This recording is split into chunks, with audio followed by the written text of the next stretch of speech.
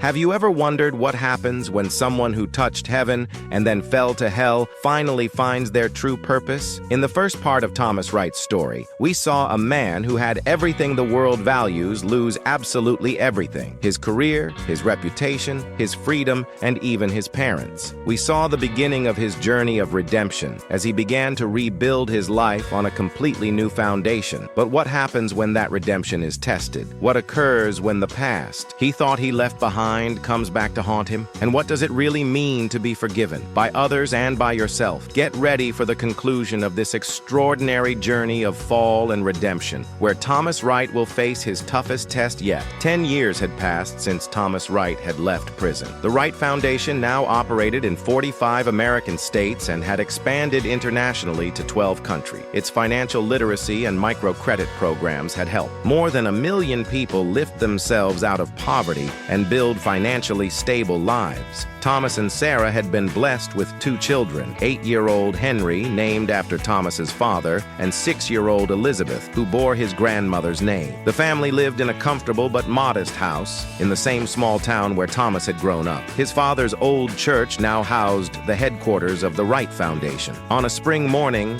Thomas was in his office reviewing proposals for a new program aimed at financially struggling military veterans, when his assistant, Megan, came in with a worried expression.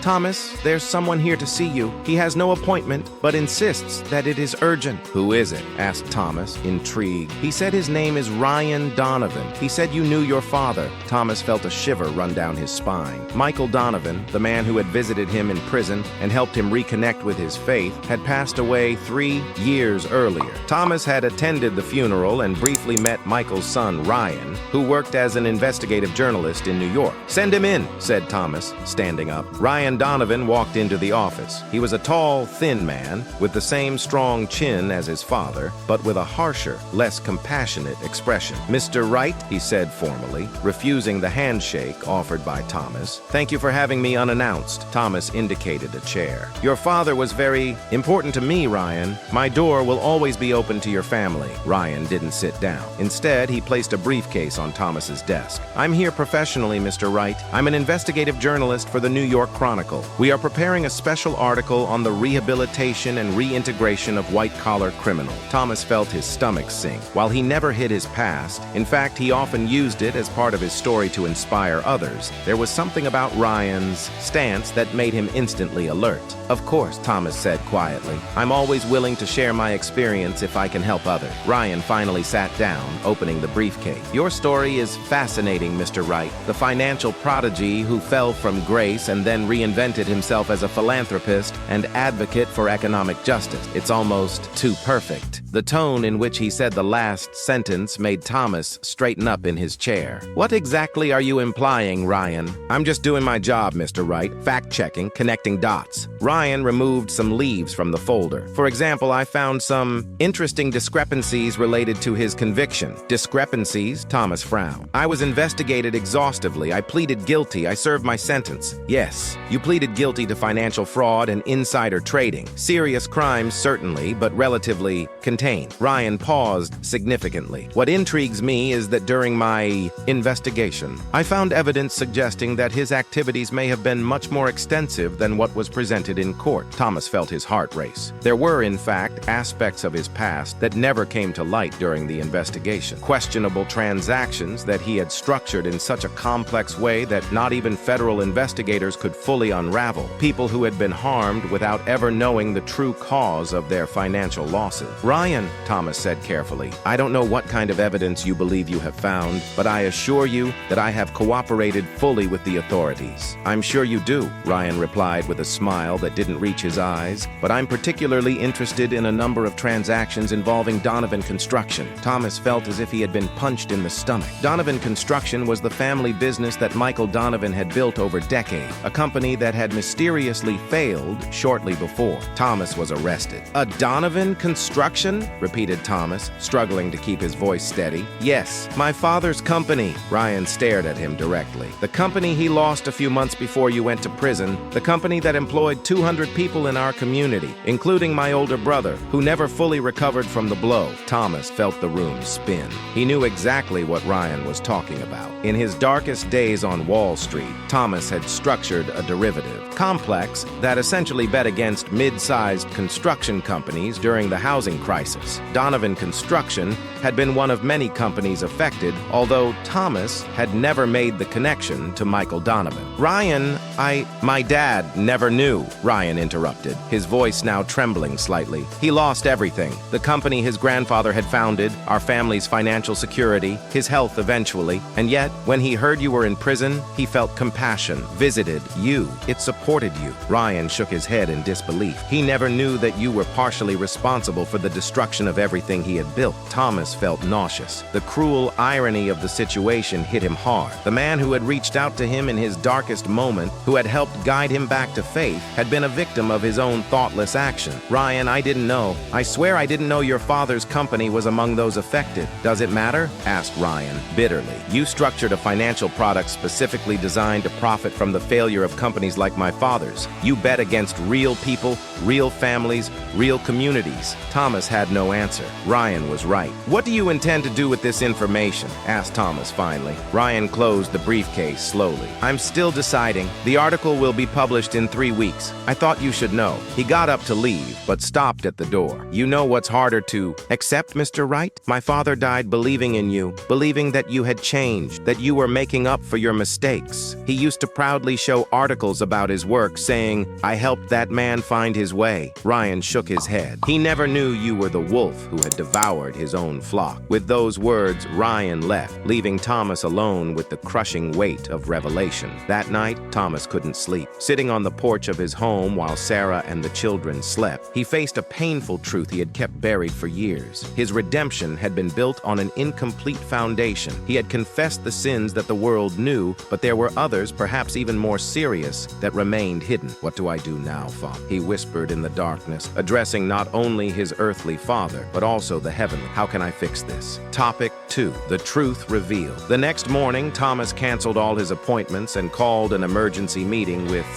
the board of directors of the Wright Foundation. Among the members were Sarah, James Peterson, Pastor Johnson, and several other community and business leaders who had joined the cause over the year. I have something important to share with you, Thomas began, his voice deep, something that can profoundly affect the future of the foundation. He then recounted in painful detail his conversation with Ryan Donovan and the terrible irony he had discovered. He explained how, in his days on Wall Street, he had created complex financial instruments designed to profit from the failure of mid-market companies during the housing crisis. I knew real people would be affected, Thomas admitted, his voice breaking. But at the time, they were just numbers on a spreadsheet for me. It wasn't Michael Donovan losing his family's company. They were not workers losing their jobs. It wasn't entire communities suffering. The silence in the room was palpable. Sarah looked at her husband with a mixture of shock and compassion. James Peterson, who was well acquainted with Wall Street's practices, seemed less surprised, but equally disturbed. The reporter intends to publish this story in 3 weeks, Thomas continued. When that happens, the reputation of the foundation, everything we build together, could be severely damaged. What do you suggest we do? Asked Pastor Johnson, breaking the silence. Thomas took a deep breath. I believe we have only one way forward, the full truth, not just about the Donovan case, but about all the other questionable transactions that never came to light during my conviction. Thomas, James Peterson interjected. You're talking about essentially reopening your own case. There could be legal implications. I'm aware of that, Thomas replied. I consulted our lawyer this morning. The statute of limitations for most of the financial crimes I have committed has already expired. I will not face further criminal charges. But that doesn't mean there won't be consequences. Sarah took her husband's hand. What kind of consequences? Civil lawsuits, for starter. People and companies that were harmed could seek compensation. I could lose everything again. Thomas paused. And of course, there is the reputational damage, not just for me, but potentially for the foundation. The council argued for hours. Some members argued that Thomas should try to control the damage, perhaps negotiating with Ryan to limit the scope of the report. Others suggested an aggressive legal approach to prevent publication, but Thomas was adamant. I spent years talking about integrity, transparency, and accountability. If I now resort to tactics of suppression or manipulation, I will be betraying everything we claim to stand for. In the end, end, the board agreed, albeit reluctantly, to Thomas's plan. He would make a full public statement before the story was published, revealing not only the Donovan affair, but all the other questionable transactions from his past that had never been fully exposed. "There's one more thing I need to do first," Thomas said as the meeting drew to a close. "I need to talk to the Donovan family in person. I owe it to them." The next day, Thomas drove to the small house where Michael Donovan's widow, Margaret, still lived. Ryan had mentioned that he would be there, visiting his mother. Thomas had called ahead, asking for only a few minutes of their time. Margaret Donovan, a petite woman with white hair and gentle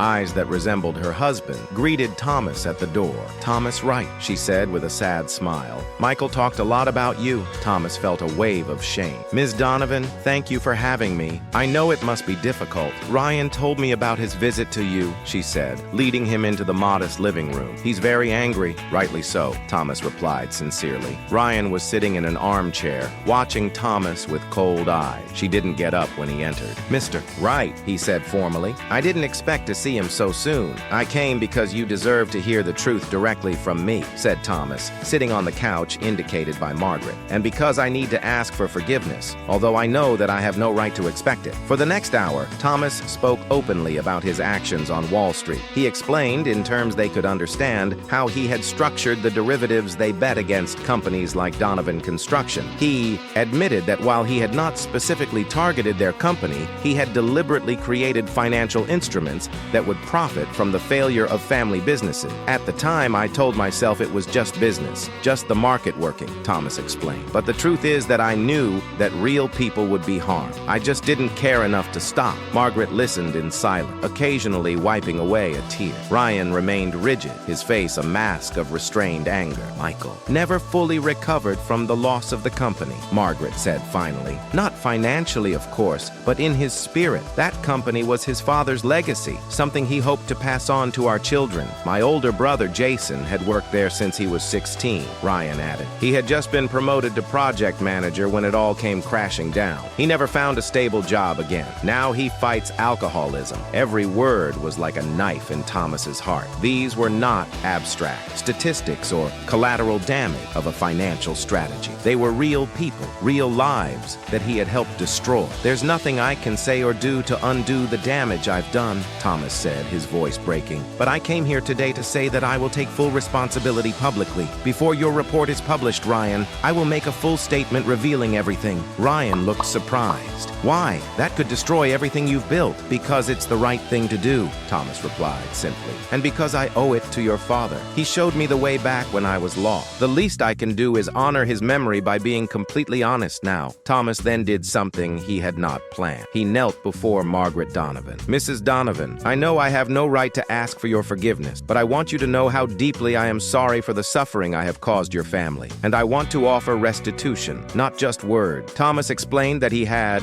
instructed his lawyers to create a special trust, separate from the Wright Foundation, using his personal assets. This fund would be dedicated to financially compensating the families and businesses that had been most directly affected by their actions on Wall Street, starting with the Donovan family. "I'm not offering this to buy your forgiveness or to silence you," Thomas clarified. "I'm offering it because it's the least I can do to start repairing the damage I've caused." Margaret looked at Thomas for a long moment. Then, to everyone's surprise, including her son, she reached out and touched Thomas's face gently. "Michael was right about you," she said softly. "He always said that there was a good man fighting his way out of that prison cell. He would be proud to see you taking responsibility like that." Ryan stood up abruptly and left the room. Thomas could hear her heavy footsteps in the hallway. "Give him time," said Margaret. Ryan idolized his father, discovering that the man Michael considered his greatest success was connected to our family's greatest tragedy. "It's a lot to process." Thomas nodded, understanding. "Mrs. Donovan, there is one more thing I would like to ask. Her husband gave me a Bible when I was in prison. It was one of the most precious gifts I have ever received. I would like your permission to establish a scholarship in the name of Michael Donovan for young people from families affected by financial crimes." Margaret's eyes filled with tears. "He'd like that," she said. "Michael always believed in second chances for everyone." As Thomas was leaving, Ryan intercepted him on the porch. "I'm still going to publish the story," he said firmly. "I know," replied Thomas, "and you should. The truth deserves to be known."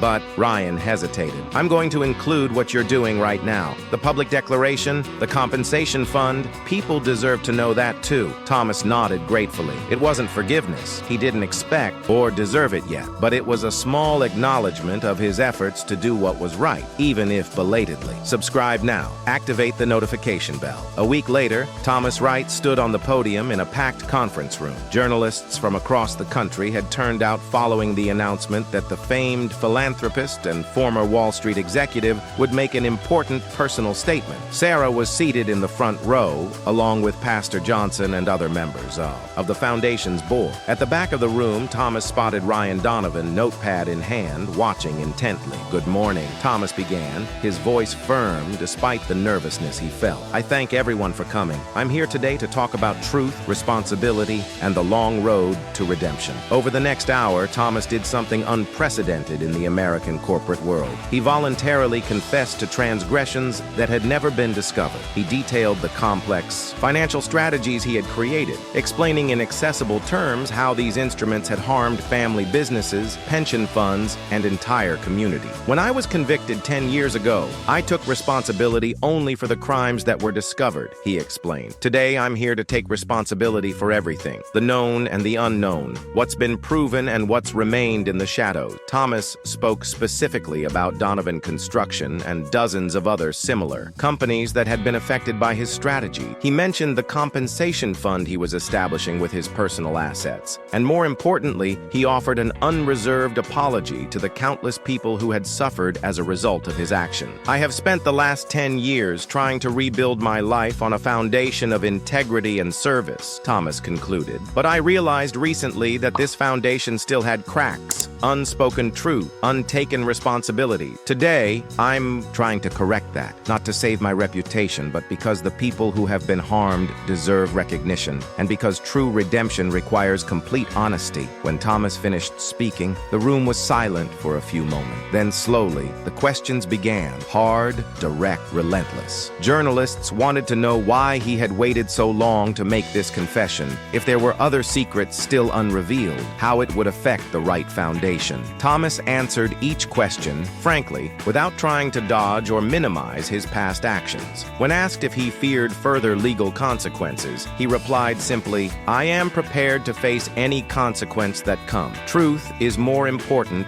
than my comfort or safety." The press conference was broadcast live nationally. In the hours and days that followed, Thomas Wright's confession dominated the news and social media. The reactions were polarized and intense. Some praised his courage and honesty, calling him an example of true corporate responsibility. Others denounced him as a hypocrite, questioning whether his apparent redemption had been just an elaborate facade. Many wondered why he had chosen this moment to make his confession, speculating about ulterior motives. Ryan Donovan's report was published 2 days later. It was a nuanced and surprisingly balanced piece, detailing not only Thomas's undisclosed crimes, but also his genuine efforts to make up for the damage done. Ryan had interviewed several people who had been helped by the Wright Foundation's programs, including some who had been harmed by Thomas's previous actions on Wall Street. "Wright represents a fundamental American contradiction," Ryan wrote in the conclusion of his article. "The destroyer who becomes a builder, the sinner who seeks redemption. His story raises profound questions about justice, forgiveness, and whether it is possible to truly compensate for the evil we do in the world." The consequences of Thomas's confession were not long in coming. Several major donors to the Wright Foundation announced they were suspending their support, citing concerns about the organization's integrity. 2 universities have canceled Thomas's scheduled lecture. The UN committee asked him to step aside temporarily while they assess the situation. More painfully, some of the very communities the foundation served began to question whether they wanted to remain associated with it. Community leaders who had once welcomed Thomas with open arms now expressed doubts and reservation. "It's like everything we've built in the last 10 years is falling apart," Sarah said one evening, as she and Thomas sat at the kitchen table after the kids had gone to sleep. "All the lives we've changed, all the good we've done, none of that seems to matter now." Thomas took his wife's hand. "It matters, Sarah. The good we have done is real, regardless of what happens to me or the foundation. The people who have learned to manage their finances, the small businesses we helped start, the communities that have grown stronger, all of that continues to exist. But what if the foundation doesn't survive this?" asked Sarah, expressing the fear they both shared. "What if everything we work for or is destroyed? Thomas didn't have an easy answer. He knew he had risked everything by making his public confession, but he also knew, deep in his heart, that there was no other possible path for him. If the foundation doesn't survive, we'll find other ways to serve, he said finally. What matters is not the institution, but the purpose behind it. And that purpose, to help people, to create opportunity, to promote economic justice, can take many forms. In the following weeks, Thomas faced a series of legal challenges. As expected, several companies and individuals have filed civil lawsuits against him, seeking compensation for the damages caused by his actions on Wall Street. Their voluntary compensation fund was not sufficient to satisfy all the claims. To meet his legal obligations, Thomas was forced to sell his home and most of his personal possessions. He and Sarah moved into a small rented apartment, taking only the essentials. The children had to change schools, exchanging the private institution they attended for a local public school. "We're going back to basic," Thomas explained to his children as they helped unpack boxes in their modest new home. "Sometimes we need to lose material things to remember what really matters." Henry, at the age of 8, seemed to accept the change with relative ease. "Like when Grandpa lost everything and still helped people?" he asked, referring to the stories Thomas had told about his own father. Thomas felt a lump in his throat. Yes, just like Grandpa. Elizabeth, younger and less understanding of the situation, was more concerned with practical matters. "Are we still going to be able to have a dog someday?" she asked, referring to a long-standing wish that had been put off due to Thomas's frequent travel. Sarah smiled, hugging her daughter. "You know what? I think now we can finally think about it." As the family adjusted to their new reality, the future of the Wright Foundation remained uncertain. The board of directors had voted to have Thomas temporarily step down from leadership, hoping it would help preserve the organization's reputation. James Peterson had taken over as interim director.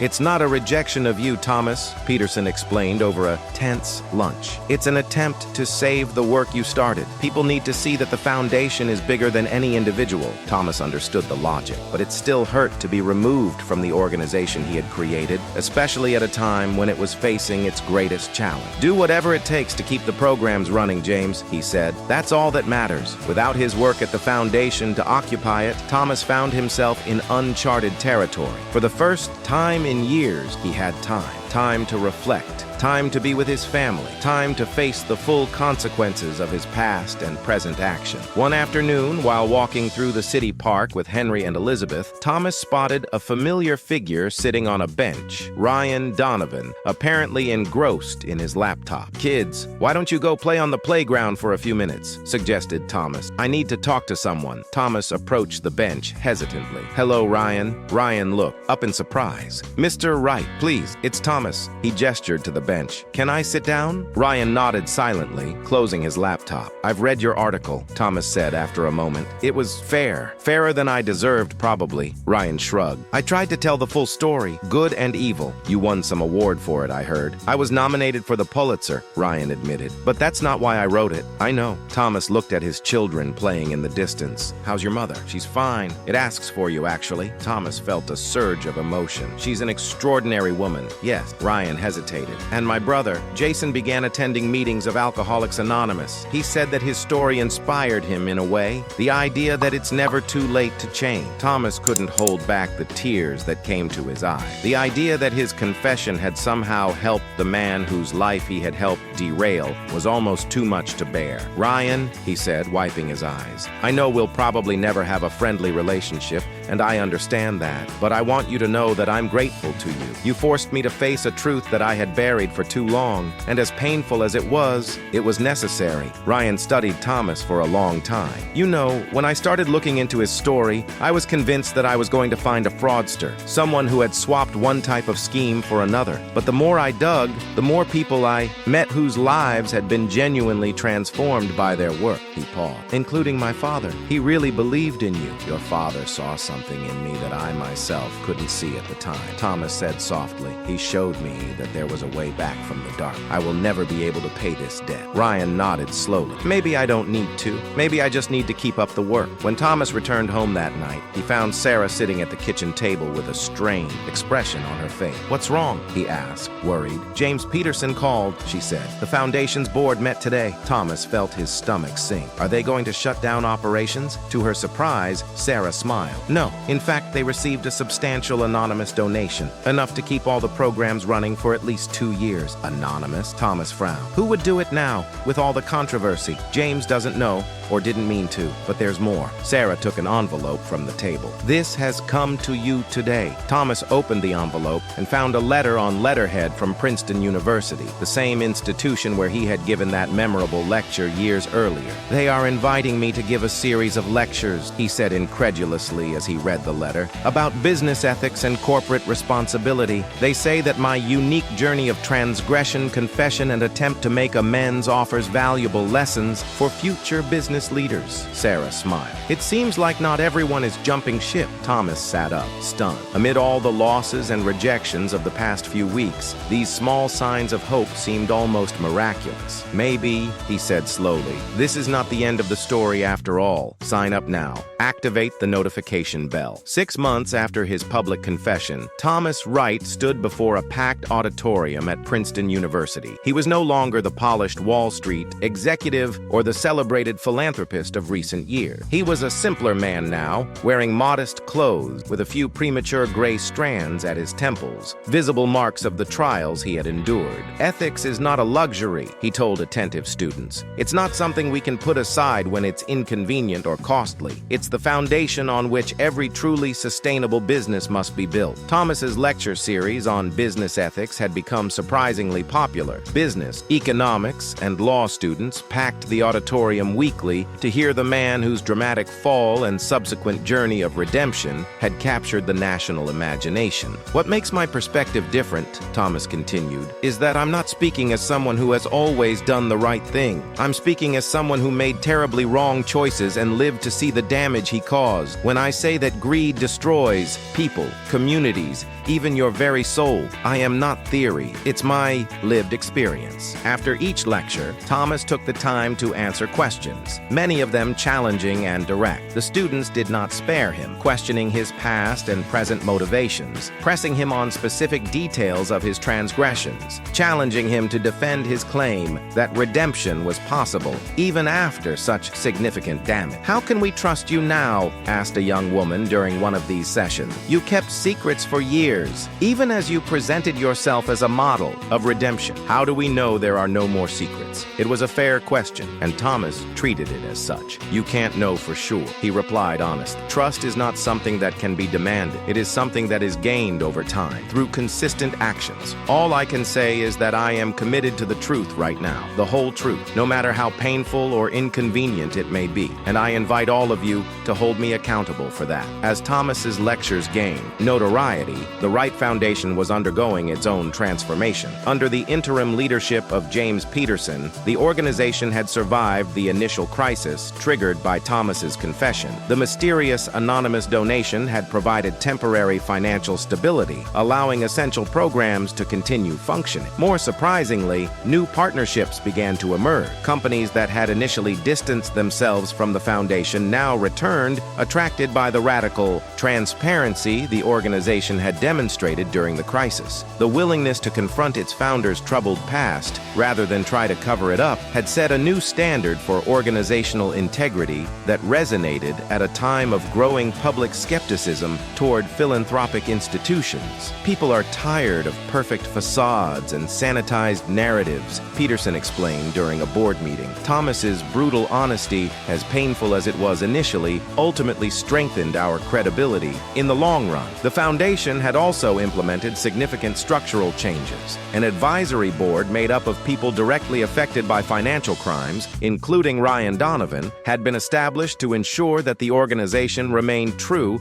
to its mission of economic justice. New programs focused specifically on communities harmed by Wall Street's predatory practices had been developed. At home, Thomas and Sarah had adapted to their new financial reality. Her small apartment now housed not only the family, but also a rescued dog named Max, fulfilling the promise made to Elizabeth. Thomas had taken on most of the children's household and school responsibilities, while Sarah increased her hours at the community clinic where she worked as a nurse. "It's weird," Sarah remarked one evening as she and Thomas washed the dishes together after dinner. "In many ways, we're happier now than we were when we had the big house and all that stuff." Thomas smiled. "My father used to say that true wealth is not measured by what you have, but by what you don't need to be happy." Life had found a new rhythm. Thomas split his time between university lectures, pro bono consulting for local small businesses, and, increasingly, writing. He had begun work on a book that combined memoir and manifesto,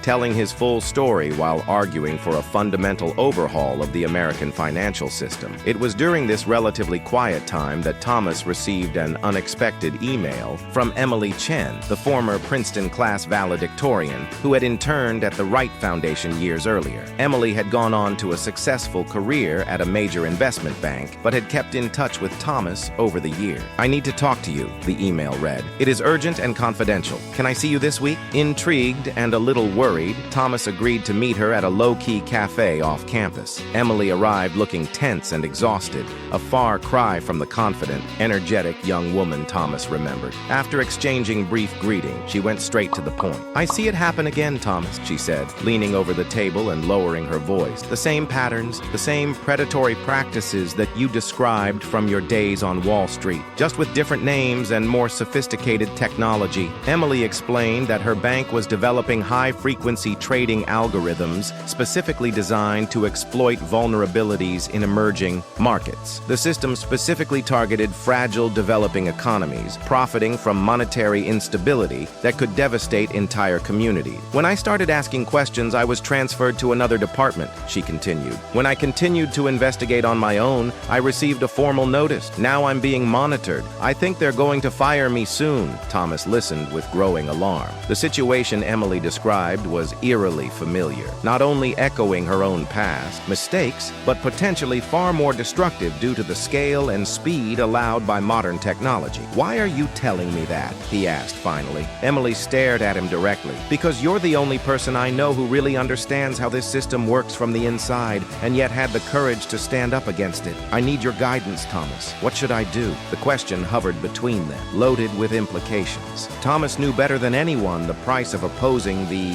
financial system, the loss of career, reputation, financial security. He also knew the cost of remaining silent. "Emily," he said carefully, "what you're considering could change your life forever. I can't make that decision for you." "I'm not asking you to," she replied. "I'm asking you to help me navigate it. You've been through it. You survived." Thomas reflected for a moment. "Yes, I survived, but the path was more difficult than you can imagine, and I had support. My wife, friends, my faith." "What support system do you have?" The conversation continued for hours, evolving from a request for advice to the outline of a plan. Emily had documentary evidence of the questionable practices, but she needed guidance on how to proceed, whom to contact, how to protect herself legally, how to prepare for the inevitable personal and professional consequences. At the end of the meeting, Thomas made an offer that surprised both of them. "If you decide to go ahead with it, you're not alone. I will be by your side, not only as an advisor, but as a public defender. Your story deserves to be heard, and this time, I will not be silent while another whistleblower takes on the system alone." Emily stared at him, moved. "Why would you do that? It has already paid its price. He finally rebuilt his life." Thomas smiled sadly. "Because some battles are bigger than ourselves, and because, perhaps, that's part of the reason I've been through everything I've been through, to be prepared for this moment, to help someone like you do the right thing in a way that I didn't." Over the next few weeks, Thomas quietly worked with Emily, helping her organize her evidence and connect her with trusted investigative journalists and whistleblower protection attorneys. He knew he was risking his newfound stability, but he also felt a clarity of purpose that he hadn't experienced in a long time. "Are we really ready for this?" asked Sarah when Thomas finally shared with her what was going on.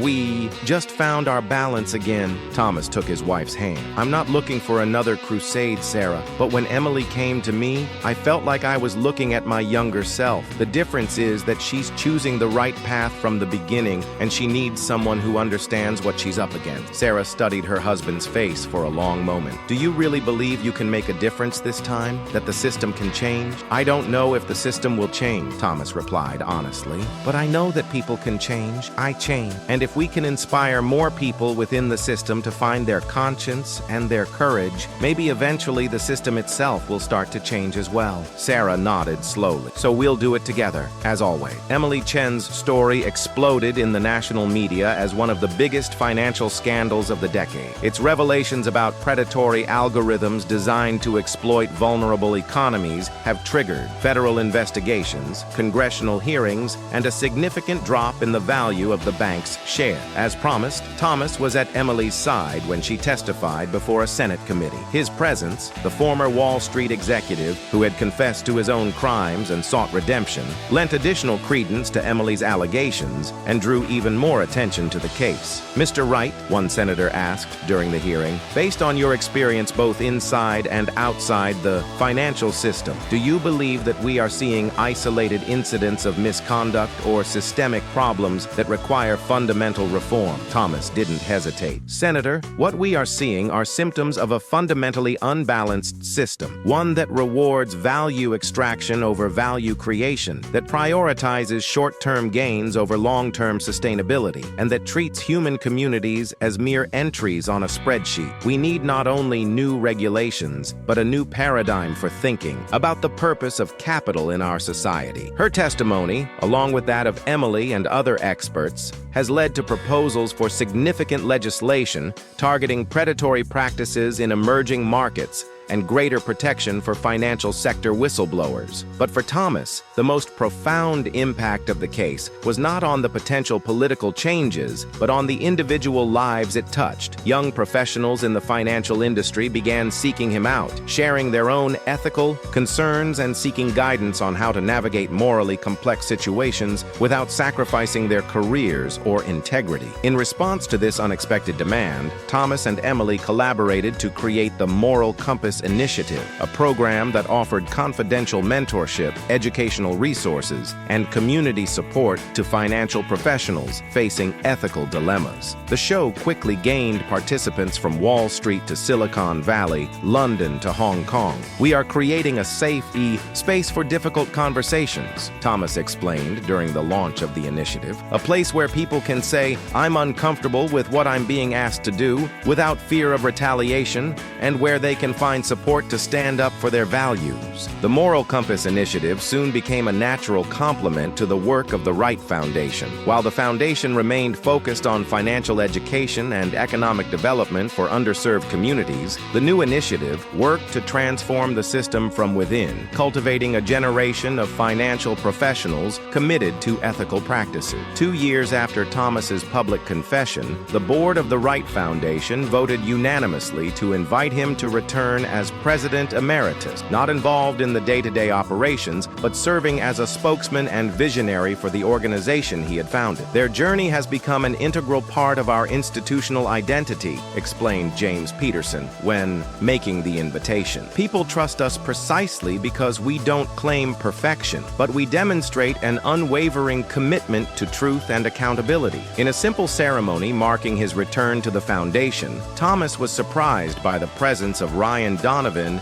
and his mother, Margaret. Even more surprising was the presence of Jason Donovan, Ryan's older brother who had lost his job when Donovan Construction went bankrupt. 2 years of sobriety, Jason said, proudly showing his Alcoholics Anonymous card as Thomas greeted him. And I've just started my own construction company, small but growing. Jason is hiring people who are in recovery, Margaret added, her face shining with pride, giving them the second chance he was given. Thomas felt tears in his eyes. Your dad would be so proud. Ryan, who had remained relatively distant, approached. I have something for you, he said, handing Thomas a small wrapped packet. Thomas carefully opened it and found an old carpenter's hammer, worn by use. It was my dad's, Ryan explained. He always said that building is more difficult than destroying, but infinitely more rewarding. I thought you should have it. Thomas held the hammer reverently, deeply touched by the symbolism of the gesture. Ryan, I don't know what to say. You don't have to say anything, Ryan man replied. Just keep building. That moment marked a turning point in Thomas's life. Michael Donovan's hammer has become a powerful personal symbol, a constant reminder that his journey was not just about repairing past damage, but about building something new and better for the future. Over the next few years, Thomas split his time between his work with the Wright Foundation, the Moral Compass Initiative, his college lectures, and increasingly his family. Henry and Elizabeth were growing rapidly, developing their own passions and talents. Thomas was determined to be there for them in a way that his own father, for all his virtues, had not always been able to be for him due to the demands of the ministry. On his 50th birthday, a milestone he had once doubted he would celebrate with joy, Thomas received an unexpected gift from Sarah and the children. A photo album documenting not only the happy moments of his family life, but also his professional journey of redemption. There were photos of communities transformed by the Foundation's programs, newspaper clippings about the financial reforms that came about after Emily's testimony, letters from students whose lives had been impacted by their lectures, and, most poignantly, personal messages from people who had been directly harmed by their actions on Wall Street, but who had found a path to forgiveness. On the last page of the album was a single quote, handwritten by Sarah. "The true test of a man is not how he falls, but how he gets up." That evening, as the family celebrated together, Thomas reflected on the extraordinary journey he had traveled. From the gay, ambitious young man who left his hometown determined to conquer Wall Street, to the broken man in a prison cell, to the flawed but determined leader he had become. "What are you thinking about, Dad?" asked Henry, noting Thomas's contemplative expression. Thomas smiled at his son. "I'm thinking about legacies, Henry, not the ones that are built with money or power, but the ones that are woven with truth, courage, and love. Those are the only ones that really matter in the end." Subscribe now, activate the notification bell. 15 years after his release from prison,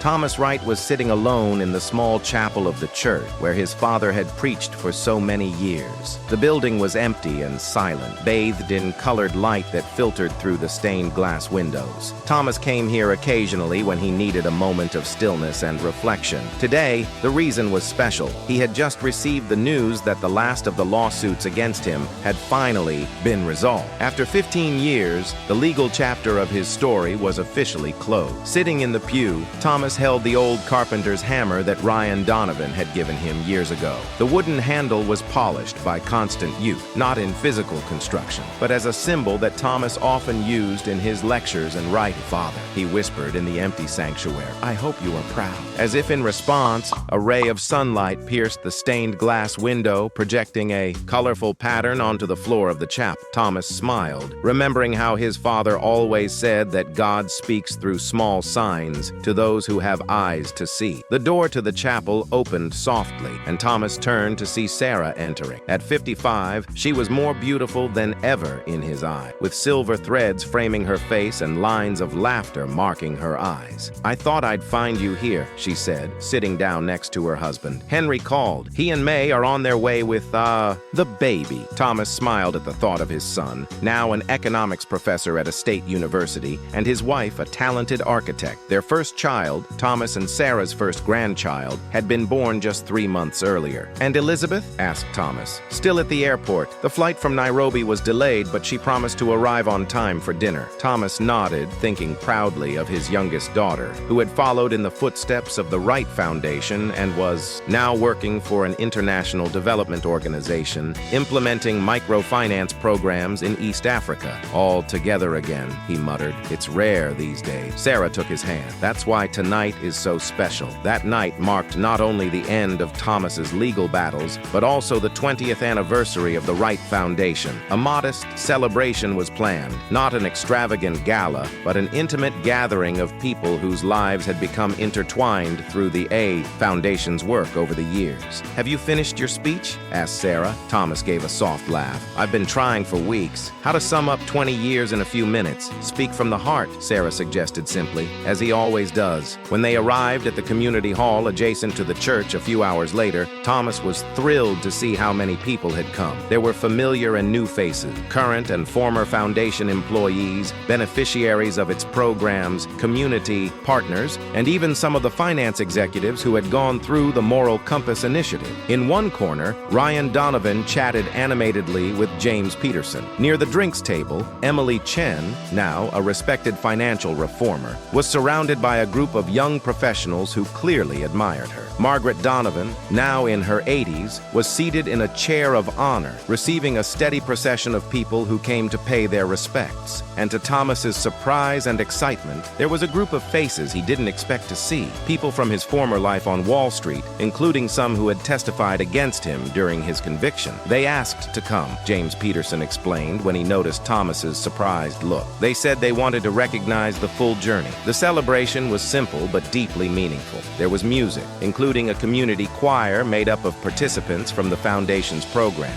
There were stories shared, some that provoked tears, others that triggered laughter. There was recognition of the many milestones achieved over the years. Lives transformed, communities strengthened, policies changed. Finally, it was time for Thomas to speak. As he climbed the small podium, he carried with him Michael Donovan's hammer and the Bible his own father had given him in prison. 20 years ago, he began, I was in a prison cell, confronting the devastating truth about the man I had become. I had lost everything: my career, my reputation, my freedom. More painfully, I had lost my father without the chance to say a proper goodbye or ask for his forgiveness. Thomas paused, looking at the attentive faces in front of him. In that darkest moment, I received two priceless gifts. The first was this Bible, given by my father shortly before his death. The second was a visit from a man I didn't know, Michael Donovan, who offered me something I didn't deserve: compassion. Thomas raised the gavel for all to see. This hammer belonged to Michael. His son Ryan gave it to me years later, saying that his father always said that building is harder than destroying, but infinitely more rewarding. This has been the central lesson of my life, Thomas continued, tracing not only the history of the Foundation, but his own personal journey,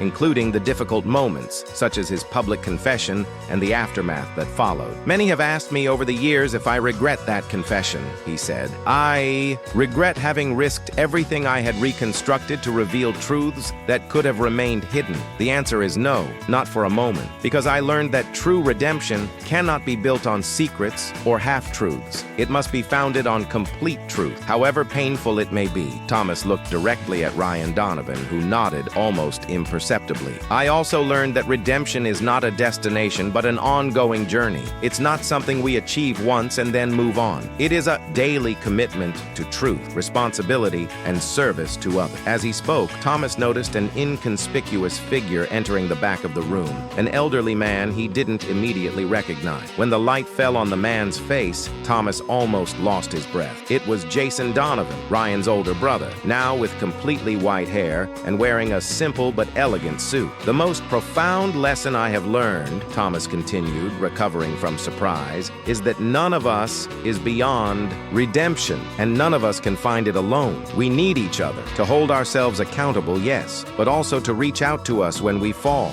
to believe in ourselves when we lose faith in ourselves, to remind us of who we can become when we forget. Thomas concluded his speech not with a look to the past, but with a vision for the future. The new programs the Foundation was developing, the emerging partnerships, the next generations of leaders that were being cultivated. The real test of our work, he said, is not what we have achieved so far, but what will continue long after we are all gone. We are not building monuments for ourselves, but bridges for those who will come after us. When Thomas finished speaking, there was no immediate applause. Instead, a reverent silence filled the room, the kind of silence that comes when people are touched, not just intellectually, but in the heart. Then, slowly, a voice began to sing. It was Margaret Donovan, her elderly but clear voice, singing the first lines of Amazing Grace, the hymn that had been sung at the funeral of her husband, Michael, years earlier. One by one, other voices joined in. Ryan and Jason Donovan, Sarah,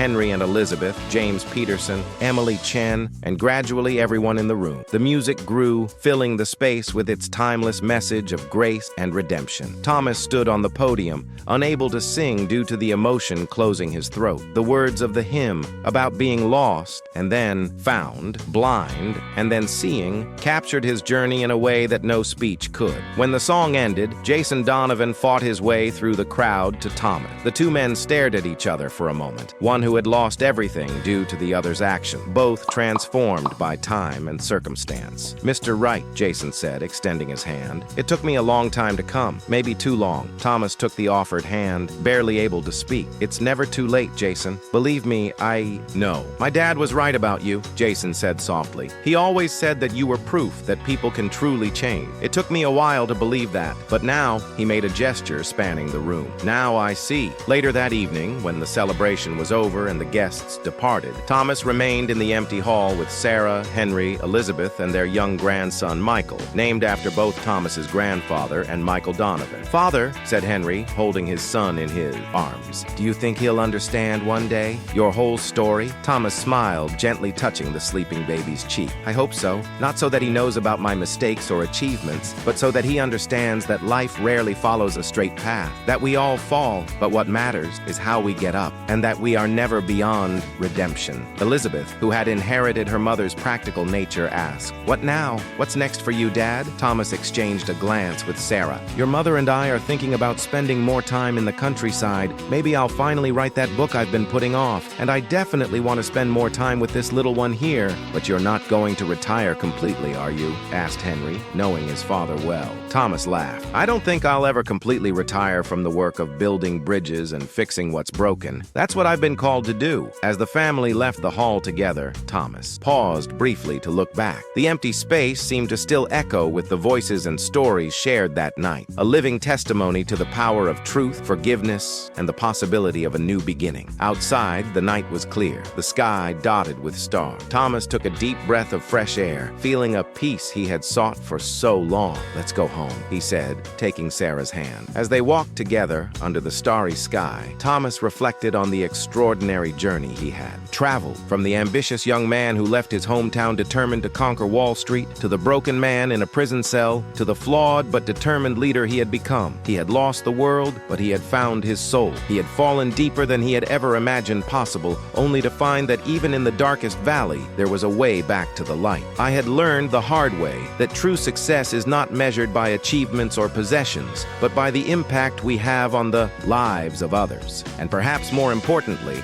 I had discovered that redemption is not a final destination, but an ongoing song, sometimes triumphant, sometimes lamenting, but always moving toward the harmony that all of us in our deepest hearts yearn to find." This was Thomas Wright's extraordinary journey, a story of fall and redemption that reminds us that our lives are not defined by our worst moments or biggest mistakes, but by our willingness to face the truth, take responsibility, and rebuild with purpose and integrity.